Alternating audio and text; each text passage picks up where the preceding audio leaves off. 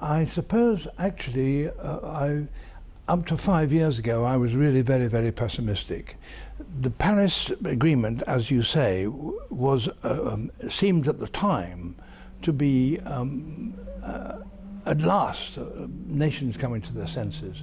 I walked out of those conferences where I was there, and alongside who was then the chief scientist of this country, and he was walking on air. He said, we've got it, we've got the agreement, and so on. And we have got that agreement. It is true that President Trump doesn't go along with it, and to what extent the United States is going to withdraw from it, we will see. My suspicion is that people will realize that actually the United States, that attitude is outdated. It doesn't apply anymore, and I think that will be overcome. And there's a groundswell internationally of recognizing of what we're doing to the planet and the disaster that awaits unless we do something. The trouble is that the problems are getting worse and worse and worse by the day, and we don't have time to spare. And that's the difficulty. Can I ask you some questions about how ordinary people should react? Because the British Environment Agency published a thing saying, look, a single-use plastic bag, used once, has better CO2 effect than, and unless you use a cotton bag 130 times, you're putting more CO2 in the production of the cotton bag than in a single-use plastic. So should we never use plastic? Would that be your... We should do our best to avoid the use of plastic, put it that way. And one mustn't maximise the effect of not using a plastic bag. I think it's quite important in a democracy that people actually have something to do to express their concern. And maybe plastic bags aren't the most important element in the whole plastic problem, but it is something that people can do, as well as the fundamentally important thing, of course, which is to put in politicians who actually recognise what the danger is and will do something that's difficult. Another area where individuals can make a difference, both in terms of environment and in terms of animal welfare, is not eating animals. I know you've said you're not altogether much of a meat eater. You're not sort of ideologically vegetarian, but you're not much of a meat eater. How do you approach that? How do you think we should approach that? Well, as a biologist, you can recognise what animal has evolved what diet has it evolved to take, to consume. And there's no doubt about it that we are omnivores. I mean, if you look at the structure of our teeth, they're not the teeth of a cow with cud. No, you don't have incisors either, like a rabbit or a rat, to be more accurate. We are omnivores, so biologically there is, if they could have a biological morality, you can say, yes, we evolved to eat pretty well everything. But at the moment, but now we've got to a stage in our own social evolution in which that is no longer practical, because we simply can't destroy the natural forests and plains of the world in order to feed ourselves and destroy the rest of the natural world. We can't afford to do that. So therefore we have to modify our diet.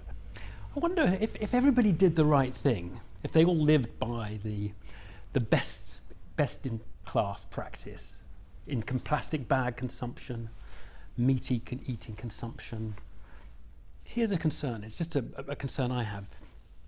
It might make our existence on Earth more sustainable. But in the long term, the difference between 10 plastic bags a week and 2 plastic bags a week is going to make a difference of 300 years of our time on the planet. Do you understand what I mean? It's in sort of big picture terms, it's very, very small. In the long run, we must, population growth has to come to an end. There are some reasons for thinking that will happen almost inevitably. One of the reasons that the population has increased as fast as it has is that people like me are living longer than we did. And so there are more and more people just because the expectancy of life has increased. But it is very alarming at the rate we're going, and although people will say that in the long run we are going to stabilise, they're going to stabilise, as far as I can see, at a rather higher level than the Earth can really accommodate. Let's talk a little about television, because in your most remarkable career, which involved being controller of BBC Two at one point and then going back into programme making, a lot has changed in television over the years that you've been involved in the industry. Mm-hmm. Better or worse? Different. The BBC no longer has the sort of magisterial presence which it had. And that's because of the multiplicity of different outlets and different voices. And I think if you're a Democrat, you have to recognise that that's rather good. And that I mean, after all, when I joined television, they were the only television pictures in the country, actually in Western Europe in 1952. Nothing else existed. Well, you have to say that that was unhealthy. I mean, there are losses. You can't do certain things which mass media used to be able to do, and they can't anymore because it isn't economically viable. But by and large, I don't think that's a small price, too big a price to pay. I don't know if you heard, in August, Cassian Harrison, the editor of BBC Four, said the BBC no longer wants TV shows in which white middle-aged men stand up and explain things. There's a mode of programming involving a presenter, usually white middle-aged male, standing on a hill and telling you like it is. Now, I'm sure he didn't have you in mind. Well, he might well have done, because that's what I do. He said those days have passed. Do you think they passed? Should they pass? No, I don't. I don't think they passed. I personally think there is a place for that sort of thing. I equally don't think there are other things I could describe about the present day output, of which there's far too much. So, yeah, but I don't think they're past. Blue Planet, I don't know. That got the biggest audiences of documentaries for a long time. On the other hand, I suppose he might say, well, there wasn't a lot seen of you, which is which is absolutely true and a very good thing. Getting you under there. Yeah.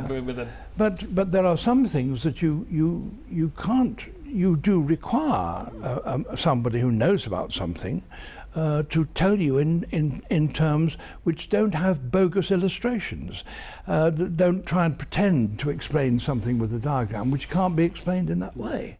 I need to ask you about trust, because one of the things that has sort of broken down over the last 30 years is trust and a belief, a sort of cynicism with TV and the cheats involved. And of course, the nature programmes have had their share of the accusations levelled at them. The most recent was the Human Planet 2011, came under fire this year for.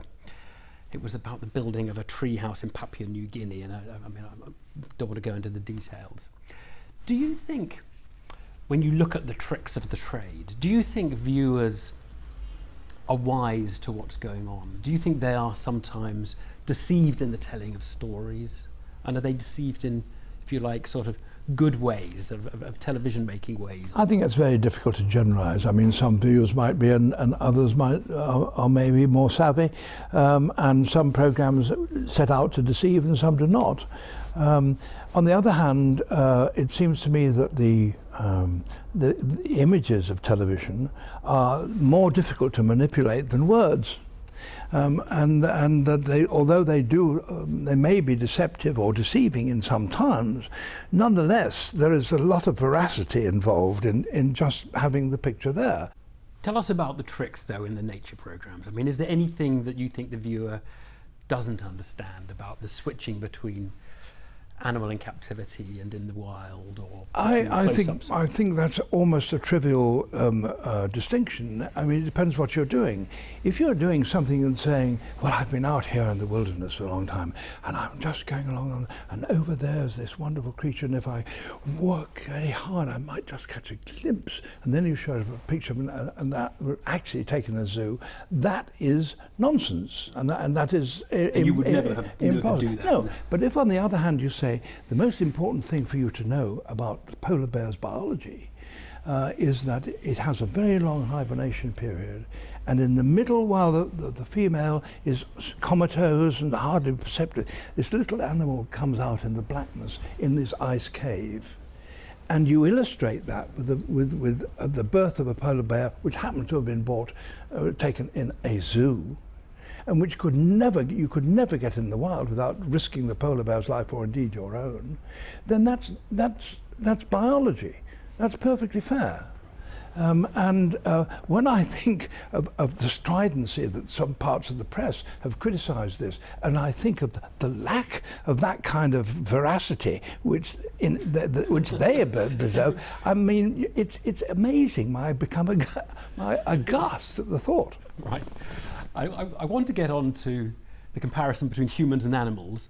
Before I do, did you watch Love Island at all, Sir David? No. Right. Let us talk about animals and humans. People are talking about gender at the moment and occasionally reach out to see the way animals behave, not necessarily to justify behaviour, but to kind of understand it. Do you think there's something we can learn about everything from the Me Too movement to the interaction between men and women, patriarchal society? Do we gain anything by looking at the animals? Well, the animal imperatives come from straightforward physiology. And there are characteristics that men have and that women have, which have evolved for the various roles that they played in prehistory. Unfortunately, but we're not living in prehistory, we're living today. Nonetheless, those physiological characteristics impose behaviour on ourselves, and you ignore them at your peril. Right. So they help understand, but not justify. And that's right. Yeah. That's so. Yeah. That's so. What about? I mean, where are you on where the world is today? Because a lot of people feel the world is going bonkers at the moment, and it's got very tribal, hasn't it? Mm. The kind of the innate tribalism, destructive tribalism of human beings. Their willingness to be really quite beastly to people outside their group. Yes. Should we think of that as a kind of, that's just what human beings are? Well, you look at our prehistory, and that's what we were. I mean, the remarkable thing is that we've come together to the degree that we have, in my view. I mean, the United Nations in the 30s was one thing, the League of Nations was one thing, and that was a step towards listening to other people. And we've got the United Nations now. Now, that's remarkable, you know. That has never happened before the 20th century. You know, we never had I mean, the whole of history is about battles between different nations. And the fact that we have an area in which you can debate these things and not solve them necessarily by force is an advance. And it's a matter for surprise and support rather than criticism. It's a lovely book, Life on Earth, 40 years after the original series. Sir David Attenborough, nice to talk to you. Thank you very much.